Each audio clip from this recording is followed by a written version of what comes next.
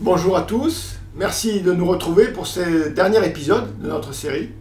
Dans cet épisode, on va aborder la dimension spirituelle de l'être, à la fois pour décoder votre ressenti et aussi pour ouvrir, élargir votre pratique. Cet épisode s'adresse, comme tous les autres, principalement, mais pas uniquement, à tous les praticiens du corps, ostéopathes, kinés, praticiens de shiatsu, masseurs. Donc, je m'appelle Alain Kassoura, je suis médecin ostéopathe, également formateur. Et j'ai eu envie de lancer cette série, Voyage d'un corps à l'autre, afin de vous permettre de rencontrer l'énergie, l'émotion, la pensée, concrètement, à la fois dans l'introspection et dans le soin. Et pour ce faire, donc, Cécile m'a aidé, et je te remercie Cécile de m'avoir aidé à organiser mes pensées, et on a conçu ensemble cette série. Ta place ici, c'est pas de m'interviewer, c'est de me soutenir face à la solitude devant la caméra. Donc merci de m'avoir accompagné au fil de cette série, et je te laisse te présenter. Merci beaucoup. Ça a été des très bons moments passés ensemble, donc je me réjouis de cette collaboration. Et donc oui, pour me présenter, donc je m'appelle Cécile Renaud et j'accompagne les professionnels, les indépendants du bien-être, du soin, notamment, mais pas que, aussi d'autres secteurs de métier. Et je suis là pour faire miroir, je suis là pour aider à valoriser l'expertise, la différence, et puis parfois l'ordonnancer, parfois savoir aussi mieux s'adresser aux clients que l'on cible, et parfois savoir même mieux quels sont nos clients préférés, parce qu'on a besoin de faire des points là-dessus régulièrement quand on a une activité à soi. Et donc ça se passe comme ici dans la vraie vie, même si vous pouvez être en ligne avec nous, et puis en ligne parfois, à distance. Merci, moi je suis ravie d'être sur ta chaîne et puis d'être là pour soutenir cet élan que tu as eu de partager ton expérience. Merci, allons-y. Oui, alors première question, aujourd'hui on aborde la dimension spirituelle, donc le corps spirituel entre guillemets. Comment toi tu abordes cette dimension spirituelle dans le soin? Alors, c'est une vaste question qui peut paraître un petit peu étrange. En fait, les patients nous interpellent sur ce sujet. On peut très bien ne pas le voir, mais les patients nous interpellent sur ce sujet si on est à l'écoute.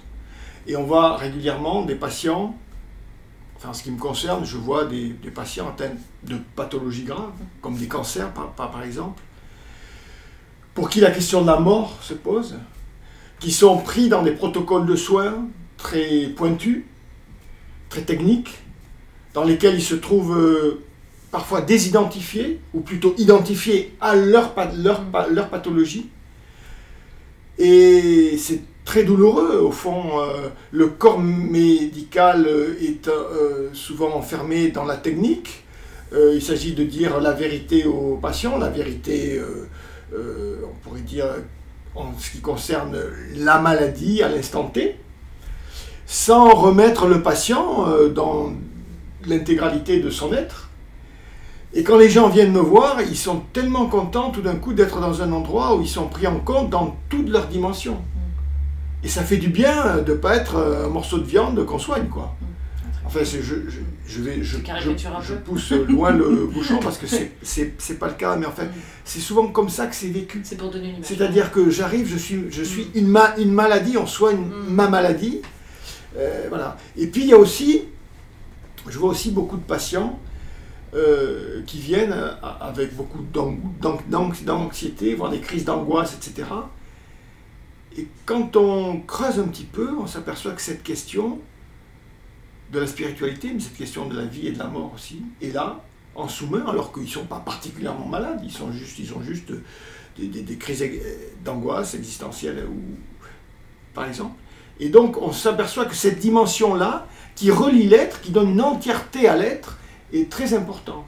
Parce que je ne suis pas uniquement mon corps physique, je ne suis pas uniquement mes émotions, je ne suis pas uniquement mes pensées, je suis plus que tout ça, il y a quelque chose qui me relie, qui fait qu'il y a une essence, qui fait que je suis une globalité.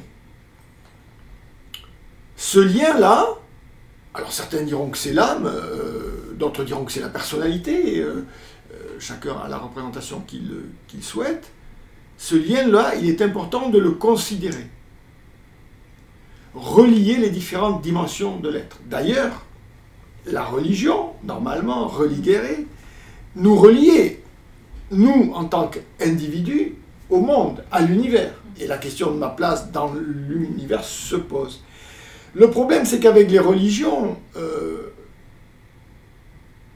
souvent les religions ont plus scindé, ont plus été à l'origine de guerres, de luttes, que de reliance. C'est pour ça que personnellement, je ne milite pour aucune religion, je respecte cette dimension religieuse qui en plus peut être très très riche, hein, vraiment, qui peut apporter, elle est riche d'enseignements. Voilà, aussi. Qui apporte beaucoup à l'être, et quelles que soient les religions d'ailleurs. Mais après, je suis très suspicieux quand je vois où est-ce que ça nous a emmenés, où est-ce que la folie de l'homme va quand il est pris par le dogme et la certitude qu'il est dans le vrai et dans la raison. Donc, je préfère parler de spiritualité. Et la question spirituelle se pose, que vous soyez athée ou de telle religion. Et dans le soin, je pense que c'est important de s'interroger concrètement sur la vie, sur la mort, sur tout ça.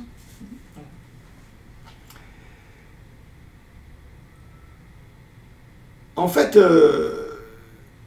dans le soin aussi, il y a, dans le soin avec les mains, où on laisse la place à l'intuition, comme on a vu, au mental supérieur, où on reçoit des informations. C'est très étonnant parce que la place du mystère émerge en fait. On se dit mais quand même c'est étonnant ce qui se passe. Et moi-même en tant que praticien, je suis souvent étonné, et les patients aussi. Et on est surpris par le cheminement d'un soin parfois. Donc cette dimension mystérieuse nous confronte un peu à ce qu'est l'information qui circule en nous. Et ça nous renvoie à cette notion de l'énergie qui est présente. C'est quoi cette énergie qui est présente? Et cette énergie qui est présente, est-ce qu'elle existait avant mon arrivée? Est-ce qu'elle existe encore après? Est-ce que la mort, c'est la fin? Ou est-ce que la mort, c'est un changement d'état? Et ce sont des questions qui ne sont pas inintéressantes à aborder. Et puis la dimension spirituelle, elle est très importante aussi parce que souvent, nous nous situons dans la dualité. Et bon, parfois il faut trancher, on l'a vu avec l'énergie du métal, c'est important de trancher, mais être toujours dans cette dualité, dans cette opposition, c'est source de souffrance en fait. Et à un moment donné, l'intérêt c'est de réunir le passé et le futur, pour être dans le présent. De réunir ce que je suis à l'intérieur et puis ce que je suis dans ma famille, par exemple. Si on arrive à faire que, hop, il y a un fondu enchaîné, qu'il n'y ait pas d'opposition entre ma vie, moi seul, et puis ma vie dans la famille, idem dans le travail, idem partout, et puis ce que je suis physiquement, émotionnellement, mentalement, spirituellement, arriver à réunir tout ça, c'est important. Et donc aller vers l'unicité, et sortir de la dualité, du vrai et du faux. Là, voilà, je suis un homme, puis une femme, etc. Le noir et le blanc, etc. Donc pour tout ça, je trouve qu'aborder la spiritualité, c'est important. Et dans le soin, c'est apporter une source de paix. Que le patient va définir cette source, il va la mettre où il veut et la remplir avec ce qu'il veut. Et pour pouvoir la remplir, il faut qu'il se vide un peu de tous ces préjugés qui lâchent physiquement, qui lâchent émotionnellement, qui lâchent mentalement. Qui fasse la place. Voilà, faire la place à autre chose. Merci. Et pour aborder cette dimension spirituelle, quelle représentation symbolique tu utilises et quel est le lien que tu fais entre cette représentation et le corps physique? Alors effectivement, dans mes soins, je l'utilise sans forcément en parler. C'est présent. dans le cursus que je montre, comment on essaie de mettre encore plus de conscience, c'est utilisé, et c'est utilisé avec la représentation symbolique. Qui n'est pas forcément présentée. Si on considère l'ostéopathe, puisqu'au départ, moi je suis médecin ostéopathe, et c'est très intéressant quand on aborde l'ostéo à premier niveau, même structurel, de considérer que les diaphragmes ont toujours une importance particulière. Et on dit, par exemple, il faut travailler les points charnières et les diaphragmes. C'est quoi les diaphragmes? Par exemple, l'articulation entre la sous-talienne, l'articulation du calcanéum avec l'astragale, par exemple, c'est considéré comme un diaphragme. C'est à quel endroit dans le corps ça? C'est au niveau de la cheville, au niveau du pied, effectivement. Donc ça, c'est le premier diaphragme très très proche du corps.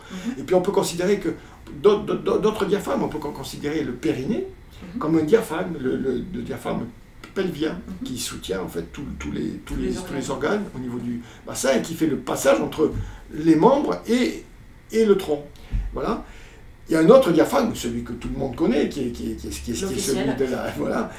celui de la respiration. Un troisième diaphragme qui est le diaphragme thoracique supérieur, avec la jonction entre le cou et le thorax. Un autre diaphragme ici au niveau de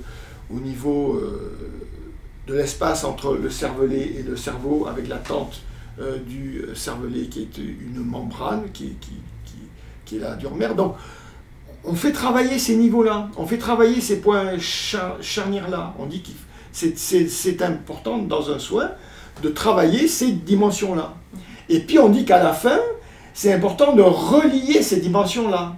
Pourquoi c'est important? Parce que si la mécanique, si elle est perturbée au niveau de ces points charnières, le fonctionnement en dessous et au-dessus est perturbé. Donc il faut libérer ces zones-là, qui sont des zones mécaniques clés, pour faire qu'après, le fonctionnement entre le haut et le bas se fasse bien. Donc ça, c'est un abord mécaniste.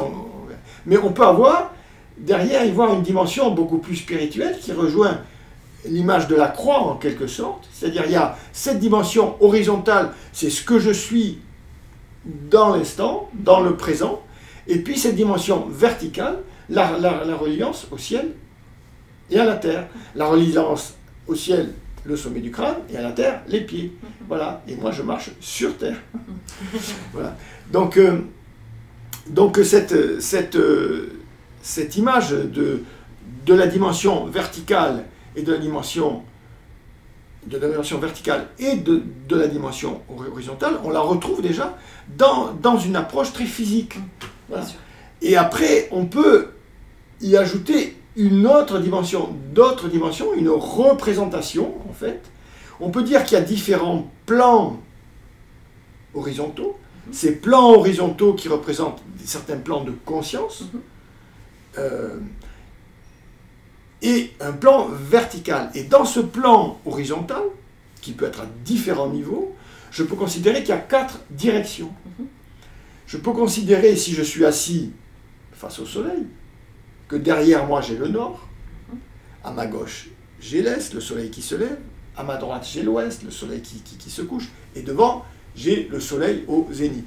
Donc, là ici, je suis au centre de la course du soleil. Et qu'est-ce que ça peut représenter? Dans mon dos, le nord, ça peut représenter toutes les générations que j'ai derrière moi, toutes les générations passées. À la fois mes lignées personnelles, mais aussi presque la vie, l'arrivée de la vie sur Terre, etc. Donc tout ça, c'est derrière moi. C'est dans mon dos, c'est au nord. D'accord? Ces informations qui considèrent le passé. Au sud, on peut dire que c'est là où je vais, et donc c'est le futur quelque part. Alors c'est l'enfant, ça peut être l'enfant intérieur qui est en moi, qui se réjouit, qui est toujours là. Ça peut être les générations futures, ça peut être les enfants, donc ça peut représenter tout cet espace-là. À ma gauche, j'ai le soleil qui se lève. Le soleil qui se lève, le feu du soleil. Le feu du soleil qui se lève. Cet aspect yang. Alors, l'aspect yang à l'extérieur va éclairer l'hémicorps qui est yin. C'est toujours la balance entre le soleil et l'ombre, la nuit, le jour. Donc, là où, à l'extérieur, le soleil se lève, ça vient éclairer la part yin de moi. Donc, ce soleil qui se lève à ma gauche peut représenter une énergie feu, une énergie d'élan, une énergie de construction, une énergie de projet, une énergie qu'on va qualifier de yang, de structuration, d'action, voilà, de mise en action. L'énergie yang, on va dire que c'est l'énergie du masculin. Désolé, c'est un peu... Bon, on va avoir cette représentation-là. Voilà. Et donc, il y a cette énergie-là qui est à ma gauche, à l'est, là où le soleil se lève. À l'inverse, à l'ouest, le soleil se couche. Et là, je me replie plus sur moi. C'est-à-dire, autant la lumière, ça m'ouvre aux autres, autant l'ombre me permet de me recentrer, de revenir à l'intérieur de moi. Et donc, c'est une énergie plus féminine, plus yin, qui me permet de contacter d'autres dimensions de mon être, qui est plus dans l'accueil, qui est moins dans l'action, qui est plus dans le senti, qui est plus dans le monde des émotions, etc. Alors, vous avez vu tout au long combien... et vous allez le voir encore dans cette présentation-là, combien je refuse les dualités.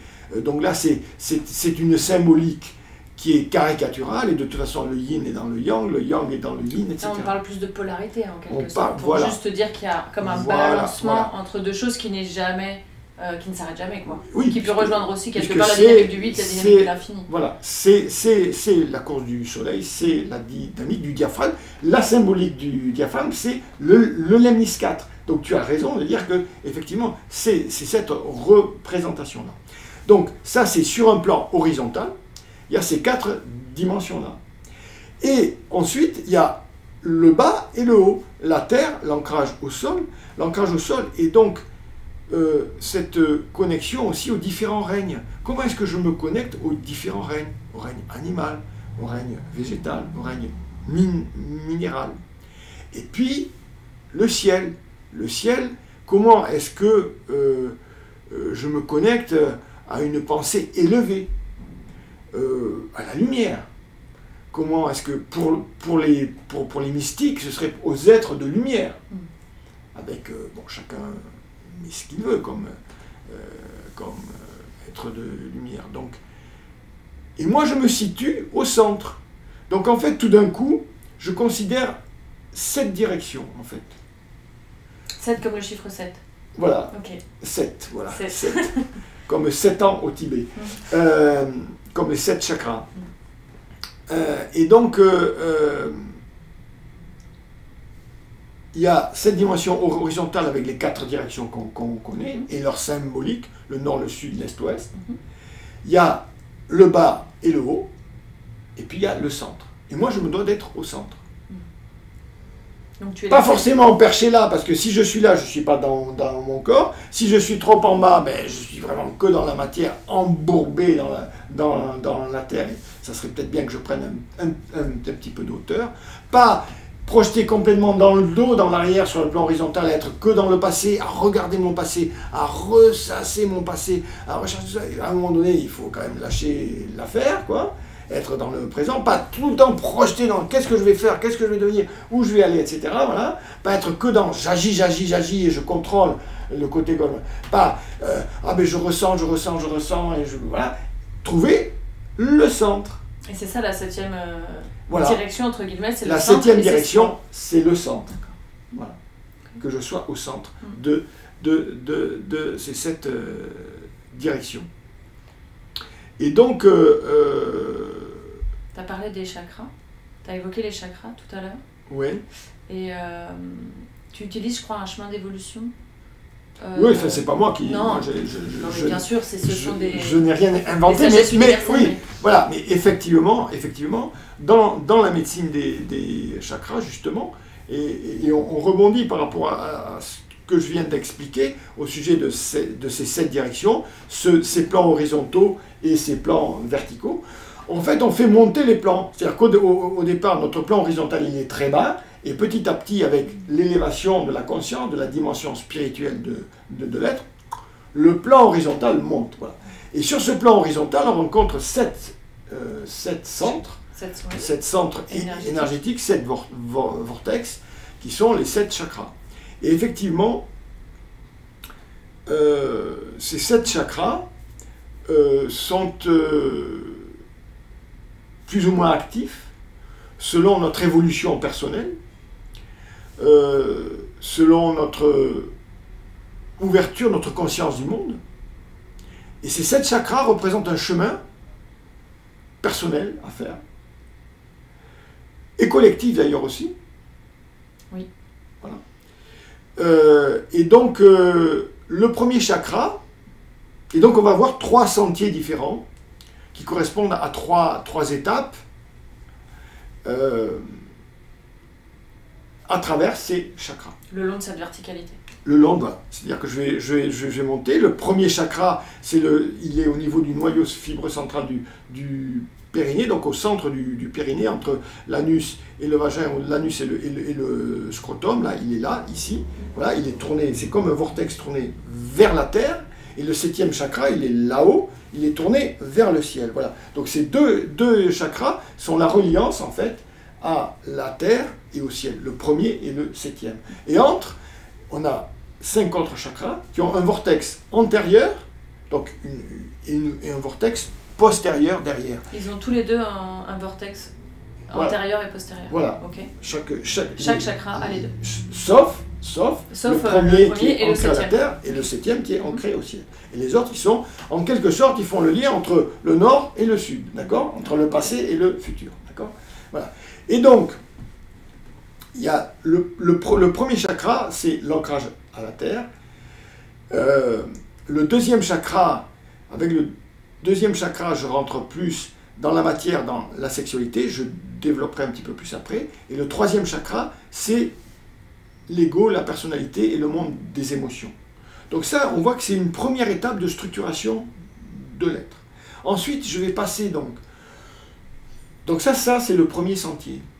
Le deuxième sentier, en fait, je vais passer de cet état où j'ai une conscience de qui je suis, j'assume qui je suis, et je me suis dégagé déjà de pas mal de choses, pour aller vers un autre état où je passe plus au service,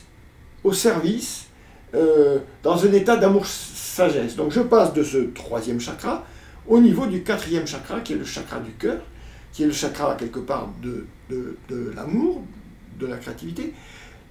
L'amour, pas au sens de « Ah, je t'aime Cécile et je te veux toi et je veux que tu sois à moi ». Non, là on passe dans l'amour-sagesse, un amour inconditionnel. Il y a une dimension spirituelle dans cet amour-là. Hein, c'est pas juste « je m'aime moi ». Un amour qui n'est pas de l'attachement. Voilà, oui, et qui est un bain presque de paix offert à tout le monde. Hein, la compassion, l'ouverture à l'autre, etc. Donc ça, c'est le deuxième sentier qui va donc jusqu'à ce chakra-ci. Et donc c'est vraiment un long chemin, en fait, même sur le plan corporel, dans les distances du corps. La distance entre, ici, le 3e chakra et le 4e chakra est une distance très importante. C'est une longue distance, c'est un long chemin, et on passe à travers le plexus solaire ici, voilà, et on va jusque là. Et donc, il y a tout un travail qu'on peut faire sur le corps aussi, et qui vient éclairer cette symbolique-là, bien sûr. C'est le deuxième sentier. Et le 3e sentier consiste à passer du 4e chakra à celui-ci, donc, et là, c'est l'état de conscience universel. Alors, chacun chemine à sa mesure, et tout le monde, dans cette représentation-là, n'atteint pas le 7e chakra et la conscience universelle, et dans cette représentation-là, seuls les grands éclairés atteignent ce niveau-là.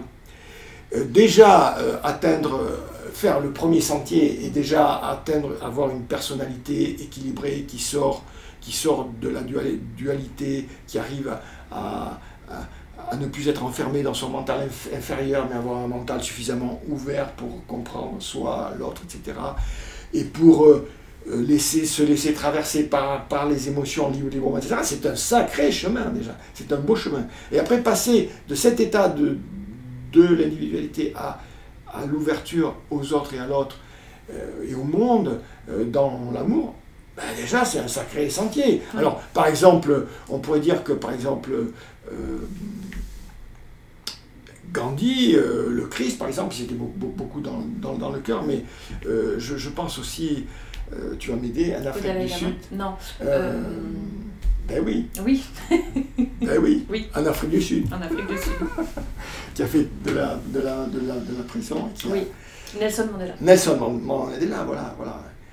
Quand Nelson Mandela, après tout ce qu'il a vécu, invite son peuple à se réconcilier, invite les blancs et les noirs à se réconcilier, là, on est dans le 4e chakra. Voilà. On est dans l'amour sagesse, quoi. Voilà.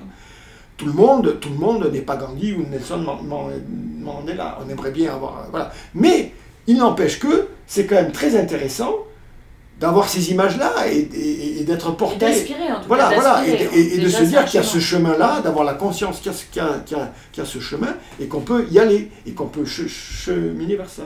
Alors en plus, ce qui est intéressant aussi, c'est que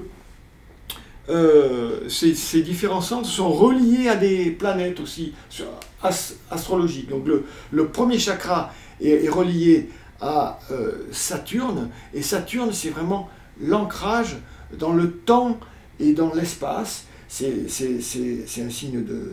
Enfin, c'est une planète très liée à la Terre, au Capricorne, et donc c'est vraiment très très lié au temps et à l'espace. Et donc ça m'oblige à être présent à l'instant. C'est la mise en conformité. C'est-à-dire que là, tout d'un coup, j'accepte d'être incarné sur Terre. Et être incarné sur Terre, c'est chiant quand même. Oui. C'est chiant parce qu'il y a plein de règles. Je suis obligé de me soumettre à plein de règles. Donc c'est accepter l'incarnation. Voilà, c'est accepter déjà la gravité. Je ne peux pas voler. C'est quand même... Moi, j'aurais bien aimé voler. Et je ne peux pas voler. Voilà, déjà, c'est le premier truc de base. Donc voilà, donc Saturne. Après, je passe au deuxième chakra. Le deuxième chakra qui est plus lié à Jupiter. Jupiter, c'est l'expansion. Tout d'un coup, j'accepte que je suis sur Terre et là, je vais m'éclater sur Terre. Alors, déjà, il faut que je défende ma vie. Donc, on rentre dans quelque chose d'assez tribal aussi. C'est-à-dire le 2, ça peut être le monde, le deuxième chakra, le monde des pulsions. C'est le monde de la sexualité, le monde de la reproduction, le monde de l'instinct de survie aussi. Oui. Et c'est aussi un monde tribal où, hop, on s'organise en tribu pour, voilà. Et où l'individu, au fond, il est un peu pris aussi dans les règles de la communauté, et puis aussi où c'est le plus fort qui gagne, etc. Voilà, voilà. Et puis après, on passe au 3. On passe à la planète Mars. Donc on a fait Saturne, on a fait Jupiter avec l'expansion, et Mars qui est plus une action guerrière individuelle. Et donc là, je contacte un espace où j'ai mes émotions. Les émotions, elles étaient déjà dans le 2, mais elles sont encore plus là dans le 3, et où je construis mon ego. Mon ego, ma personnalité. L'ego, on a vu, ça a des aspects positifs, des aspects négatifs, etc. On essaie de se débarrasser des costumes un peu trop qui saignent, qui coupent et qui mettent de l'importance personnelle à qui je suis, mais qui du coup m'empêchent d'être au fond et de sentir vraiment l'essence. Hors costume. Voilà. Je laisse tomber les costumes et j'essaie de me rencontrer. Donc ça, c'est le premier sentier. Saturne, Jupiter, Mars. Voilà. Et après, on va passer de Mars à Vénus. Dans le deuxième sentier. Et Vénus, l'espace du cœur. Et là, Vénus, on peut le voir comme la dimension de la beauté, la dimension de l'esthétique, la dimension de l'amour, bien sûr. Un espace de créativité aussi. Voilà. Cette intelligence du cœur où l'intuition vient. Voilà, quelque chose de féminin, là où Mars était plutôt dans le masculin, plus la conquête, etc. Voilà, donc là, on voit cette balance. Mais entre les deux centres, il y a ce plexus solaire qu'il faut, la porte ici qu'il faut passer. Donc en fait, il y a un chemin. À chaque fois, il y a 3 étapes, tac, à faire. Voilà. Et puis après, donc, on passe au niveau du 5e chakra. le 5e chakra qui est relié à Mercure. La communication. La communication, la connaissance. Et donc il y a cette dimension de connaissance. On arrive ici au 6e chakra. Le 6e chakra, c'est le soleil et la lune. Et donc, c'est à la fois le soleil et la lune. Donc là, c'est vraiment là, hop, on résout un problème de dualité. Là, puisqu'en fait, il y a 2 planètes là, qui sont là. Et 2 planètes, c'est le jour et la nuit, c'est tout ça. Voilà, donc, sur un plan symbolique, là, on va résoudre la dualité, la conscience croit encore avec ces... Et hop, on arrive au 7, à la conscience universelle, alors la conscience du monde, la conscience où... Là, je sais tout, en fait. Je sais tout. Je peux vous parler de physique quantique, je peux vous parler de l'art, je peux vous... Enfin, je sais tout et je ne sais rien. Et en même temps, voilà, c'est-à-dire que je suis branché au monde et je reçois toutes les informations.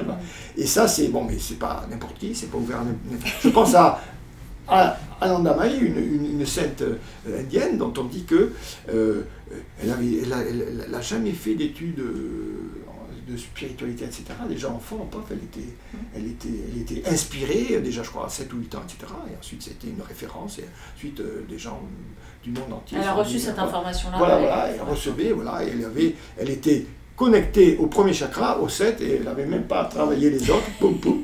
Oui, parce que si vraiment on est très connecté à la Terre et au ciel, on n'a même pas à faire tout ce chemin, ça se fait boum boum, c'est automatique, quoi. Voilà. Mais malheureusement ou heureusement, on a tout ce chemin de prise de conscience à faire. Voilà. Donc il y a 3 sentiers à faire, et c'est pas inintéressant d'avoir cette conscience-là de ces 3 sentiers, sans se la péter non plus, hein, voilà, sachant qu'en restant lucide et modeste, mais en même temps ambitieux, enfin, en ayant envie d'y aller, quoi, parce que c'est important l'envie, quoi, l'envie d'être sur un chemin qui donne du sens à ma présence sur Terre.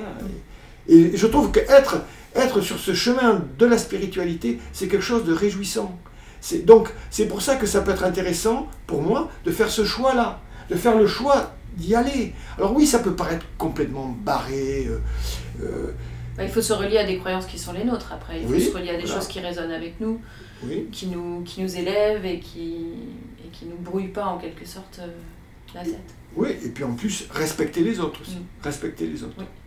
Et rester sur Terre, quand même. Oui. Avoir ce degré de connexion-là avec la Terre. Hyper important. Sinon, on s'envole. Oui, sinon, on s'envole. Et c'est vrai que parfois, il y a des discours qui peuvent être un peu déconnectés. Alors, moi, je dirais déconnectés. C'est important quand même d'être sur Terre. Et d'un point de vue de cette représentation-là, mais même dans la religion catholique, par exemple, on est sur Terre pour vivre la spiritualité dans la matière. On est là pour travailler justement sur Terre, et que donc du coup cette dimension-là soit aussi forgée par ces contraintes-là. On passe par la contrainte. C'est pour ça qu'il y a Saturne en bas. Saturne, c'est la contrainte, voilà. Et on était tout là-haut, et pam, on est dans la contrainte de l'espace et du temps, de la gravité. Et il faut accepter cette contrainte et voir ce qu'on fait avec. Merci. Et puisqu'on a parlé de spiritualité et de religion, et que chacun choisit les modèles, les croyances, les groupes, la culture qui lui plaît, qu'on soit chrétien, catholique, musulman ou d'autres confessions. Ou athée. Quelles sont, toi, tes croyances existentielles au niveau personnel, si tu acceptes de nous partager un petit peu? Oui, mais j'accepte. Donc, ce que tu as dit, c'est important, c'est que d'abord, dans mes séminaires, et au cabinet aussi, je dis bien, je suis au service des gens. Donc, je ne suis pas là pour imposer mes représentations du monde. Et effectivement, dans les stages, il y a des cathos, il y a des juifs, il y a des musulmans.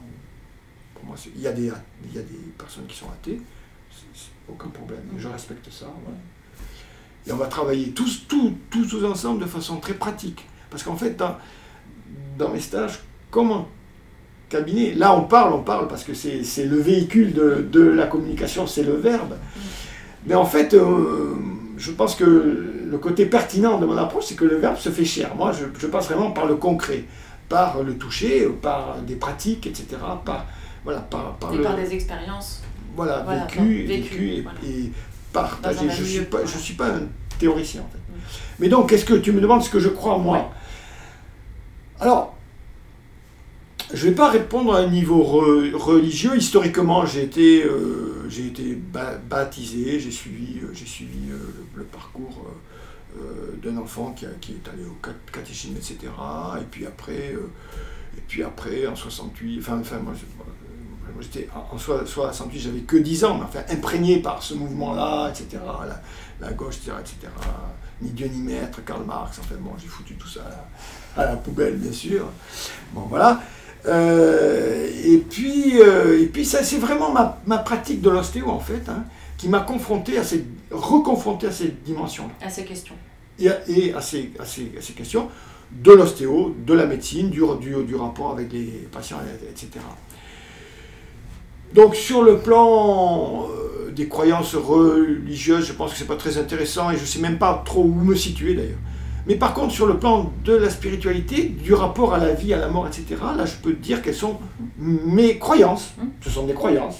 Et j'ai peut-être tort.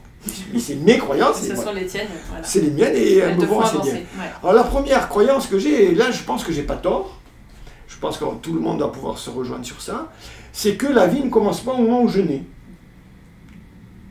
Mais c'est vrai que pendant longtemps, enfin quand on est petit ou même enfin aujourd'hui, il y a beaucoup d'informations qui circulent, mais je pense que longtemps, on a été beaucoup à penser que notre vie a commencé le jour où on était né. Non? Exactement. Oui. Ben ouais, à ne pas considérer la vie intra-utérine. Ben oui, voilà. Or non, cette vie intra-utérine, elle est importante. Il se passe des choses, et des choses qui laissent des traces. Donc, ma vie a commencé avant mon arrivée dans l'espace aérien. Ma vie dans l'espace liquidien, dans le milieu liquidien de la vie intra-utérine, est importante et conditionne une part de ma vie à l'air libre. Donc, et ma vie c'est ma conviction en moi, c'est une croyance, ma vie a commencé au moins quand le spermatozoïde et l'ovule se sont rencontrés, avec l'énergie de cette rencontre-là. Voilà. Et après, entre nous, on est entre nous, c'est ça? On est entre nous, oui, donc je vous dis, voilà, je pense que la vie a commencé même avant, mais on verra après. Et donc après, je vis, ben voilà, et ensuite, je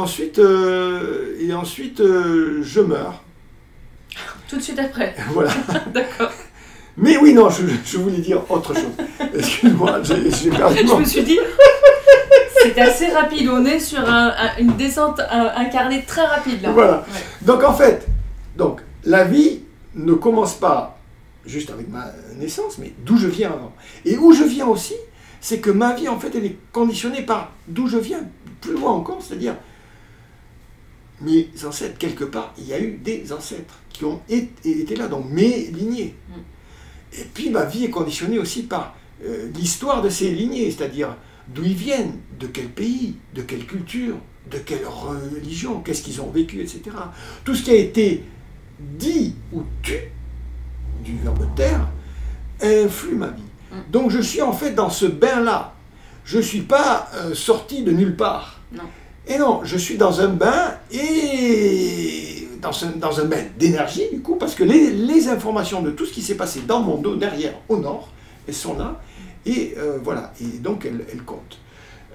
Donc ça, c'est une croyance qui est très forte en moi. Alors on peut s'y connecter comme on veut, de façon différente, selon les pratiques, selon les rituels, voilà, mais peu importe. Mais il y a quelque chose qui fait que je suis ce que je suis, qui me dépasse non seulement individuellement, mais collectivement. Voilà. Et ensuite, je vis, je chemine, je chemine, et là, c'est intéressant, moi je trouve que j'invite chacun à cheminer aussi sur ce chemin de l'évolution de la personnalité, et puis de la personnalité dans le collectif, et puis de la conscience du monde, voilà. Et je suis confronté à un moment donné à la mort. Et la question c'est, est-ce que la mort c'est une fin, ou est-ce que la mort c'est un changement d'état? Et pour moi, la mort, c'est un changement de plan de conscience. Et il y a des dimensions qui vont rester sur Terre, qui vont redevenir poussière, mais je crois qu'il y a une dimension de ce que je suis qui va perdurer. Et qui va perdurer énergétiquement avec des informations. Quelles informations? Je ne sais pas. Et qui va changer de plan de conscience. Là, j'ai dit à peu près l'intégralité de mes croyances. Et une dernière question, est-ce que je crois en l'éternité? Et là, hop, je vais faire une petite pirouette, parce que aussi j'ai plein de doutes. Enfin, je ne suis pas quelqu'un qui suis dans la certitude. Ce que je vous ai dit là, j'y crois assez ferme. Et je crois que l'éternité, c'est l'instant présent. Je crois que l'éternité existe dans l'instant présent, au centre des 7 directions. Et là, je fais un, je suis un, et je suis un avec tout. Voilà. Je me suis confessé. Tu t'es confessé. Devant vous et devant toi. Nos termes catholiques avec lesquels on a été éduqués. Bah, merci en tout cas de nous avoir partagé ça. Et pour conclure du coup à la fois cet épisode et à la fois du coup la série, puisqu'on est au 5e et dernier épisode de la série Voyage d'un corps à l'autre, quel serait pour toi le but ultime donc, du voyage d'un corps à l'autre, à l'échelle de la vie d'une personne, pour ceux qui nous écoutent? Pourquoi j'ai eu envie? Parce qu'au fond... c'est vrai que je suis mu par une envie.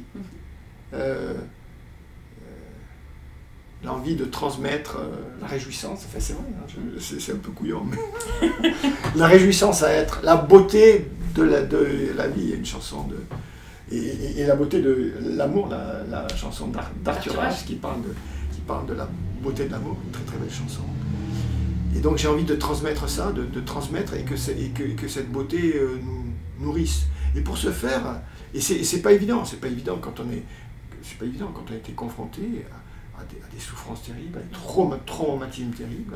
On trouve pas la réjouissance à la maladie, non, c'est pas un truc comme ça, enfin il y en a qui l'ont, mais c'est pas le cas de tous.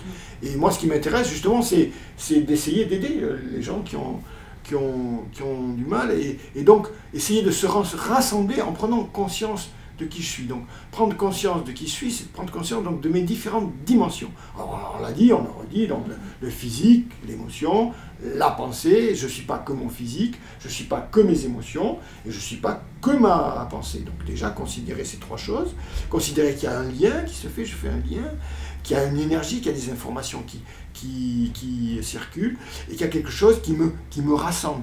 Et mon être, en fait, c'est tout ça. C'est tout ça, et peut-être plus encore. Voilà. Donc, et si je contacte tout ça, je vais peut-être contacter la vie dans son essence. Et la vie est belle, quand même. C'est quand même, la vie est quand même incroyable. Elle est aussi belle, oui. Non, mais l'homme est quand même... Non, mais c'est un handicapé, quoi, l'homme, quand même, quelque part. Quoi. Enfin, c'est quand on voit comment il détruit la vie, quelque part. Enfin, comment à la fois il arrive à faire des choses extraordinaires. Non, mais comment il la détruit aussi. Comment il est capable de la... Il est capable du bon et du meilleur. Voilà. Du bon et du moins bon. Pardon. Donc en fait c'est une invitation à rencontrer l'énergie en soi pour mieux se connaître, pour augmenter son niveau de conscience, pour améliorer sa relation à l'autre, pour mettre du lien avec la relation à l'autre, pour sortir de l'enfermement, sortir de la dualité, pour être plus ouvert à l'autre. Pour au fond laisser une place à l'intérieur de nous, parce que plus on est agité, moins il y a de place à l'intérieur de nous. Et s'il n'y a pas de place à l'intérieur de nous, rien d'autre ne peut rentrer parce que tout est occupé. Et ça ne circule plus. Voilà, et ça ne circule plus. Si je garde toutes mes poubelles dans ma cuisine, au bout d'un certain temps, ben voilà, je ne peux plus rien faire d'autre. Et voilà, et puis je ne pourrai plus manger un bon plat parce que tout sera pris. Donc il faut que je vide les poubelles de temps en temps, que je fasse de la place. Et c'est pareil avec les pensées, c'est pareil avec les émotions, c'est pareil avec le corps physique. Si je me laisse tyranniser par mon corps physique, il n'y a pas la place pour autre chose. Voilà, donc il faut... Il n'y a pas la place pour la vie, quoi. Voilà. Et donc, créer de la place, en se rencontrant à travers différentes pratiques, et laisser cheminer en soi cette notion de paix, de bonté, de pardon. Mais pas comme quelque chose de théorique, pas comme une injonction, il faut que je pardonne à Pierre, Paul ou Jacques. Non, je vais me rencontrer moi. Donc je vais rencontrer peut-être que avec moi, à l'intérieur de moi, une immense colère par rapport à Pierre-Paul ou Jacques, le désir de vengeance, etc., etc. Et donc, explorer tout ça, aller chercher ça. Il ne s'agit pas de gommer ça. Parce que ça, si c'est là, on va pas l'enlever d'un coup de baguette magique. On va le travailler comme une matière, comme un sculpteur travaille l'argile, etc. Et petit à petit, il y a une transformation qui va se faire. Pourquoi le but ultime de ce voyage, mais c'est le but ultime de mes cursus aussi, du cursus que je propose, l'énergie, l'émotion, la pensée, c'est qu'on va travailler, on va labourer notre terre. Voilà, voilà. Et notre terre, parce que c'est charnel, enfin on va le faire pas avec la tête, on va le faire avec tout ce qu'on est, avec toutes nos dimensions, pour essayer de faire de la place, et peut-être qu'à un moment donné, on va se rendre compte que, ah ben tiens, ce ressentiment que j'avais, cette colère que j'avais, cette haine que j'avais, ah, elle est en train de changer tout d'un coup, elle n'a plus de support, elle a moins de support, et tout d'un coup, il n'y a plus de support du tout. Et là, je me dis, ah, il y a le pardon là. Voilà. Et le pardon, c'est par le don à l'autre, parce que quelque part, je fais don à l'autre aussi de quelque chose, et si je fais don à l'autre, la vie, elle est sympa, elle me fait des dons aussi. Donc voilà, donc c'est un deal. C'est un deal entre la vie voilà. et toi. Voilà, donc essayez que chacun de faire la paix, ça marche, sortir de la dualité pour aller vers l'unicité, et ça passe souvent par, on n'a pas parlé, mais par la Trinité, le Père, le Fils, le Saint-Esprit, liberté, égalité, fraternité, la paix, la bonté, le pardon, dans d'autres... les méditations de Goenka se finissent par... que nous puissions tous rencontrer la paix véritable, l'harmonie véritable, le véritable bonheur. À chaque fois, il y a 3 dimensions, le corps physique, le corps émotionnel, le corps mental, à chaque fois, voilà. 3, voilà, bon. Mais pour aller vers 1, voilà... et ce 1, en fait, c'est la réjouissance à contacter la vie. Et je trouve que, et je reviens là à la dimension spirituelle, je trouve que faire le choix de contacter cette dimension spirituelle, c'est faire le choix d'embellir la vie. Je trouve que c'est pas mal d'embellir la vie, sans s'aveugler pour autant sur toutes ces dimensions, et sur, comme je l'ai dit, les souffrances qui vont avec et les absurdités de l'homme et de sa façon d'être. Merci. Voilà. Merci pour cette belle conclusion. Merci à toi, merci à vous de nous avoir suivis. Pour votre écoute. J'espère que ça vous a intéressé. Est-ce que tu proposes à tes lecteurs, à tes auditeurs, de pouvoir partager quelque chose? Ben oui, des commentaires? Ouais, comment est-ce que dans le soin, ou pour ceux qui ne sont pas soignants, comment est-ce que dans votre vie, vous abordez la spiritualité? Est-ce que la spiritualité a une place ou pas du tout de place? Parce que ça peut très bien ne pas vous parler du tout, et c'est très intéressant aussi de vous entendre si ça ne vous parle pas du tout, et que vous disiez pourquoi ça ne vous parle pas du tout. Voilà. Donc je vous propose d'échanger autour de cette notion-là. Merci, et à bientôt pour peut-être une autre série, si à un moment donné tu as l'élan d'en relancer une.